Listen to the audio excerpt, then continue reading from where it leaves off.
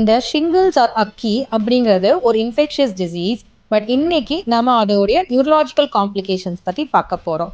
இந்த neurological complication நம்ம post ஹார்பட்டிக் neuralgia அப்படின்னு மெடிக்கல் டேர்ம்ஸில் சொல்கிறோம். பேசிக்காக நம்மளுக்கு இந்த சிக்கன் பாக்ஸ் இன்ஃபெக்ஷன் சின்ன வயசில் வந்திருக்கும்.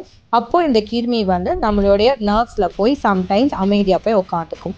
எப்போமாவது நம்மளுக்கு மறுபடியும் ஒரு எதிர்ப்பு சக்தி கம்மியாயிருக்கு, இல்லை நம்ம சுகர் பேஷண்ட்ஸாக இருக்கோம் அப்படின்னா தென் இந்த கிருமி மறுபடியும் ரீஆக்டிவேட் ஆகும் and then it causes something called as shingles.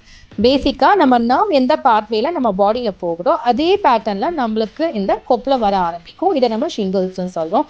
இந்த ஷிங்கிள்ஸ் நம்மளுக்கு ஒரு 2 weeks to 3 weeks மேக்ஸிமமில் ரெக்கவரி ஆயிடும். இந்த part where the nerve supplies the skin.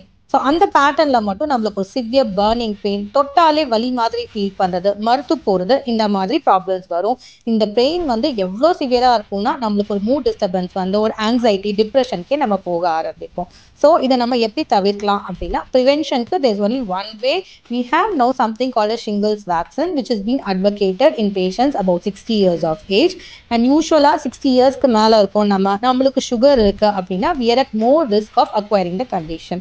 So ப்ரிவென்ஷனுக்கு ஷிங்கிள்ஸ்கிற வேக்சின் நம்மளுக்கு இப்போ அவைலபிளாக இருக்குது. அது தவிர்த்து நம்மளுக்கு இப்போ இந்த பெயின் வருது அப்படின்னா நம்மளுக்கு இப்போ we have lot of good medicines for this.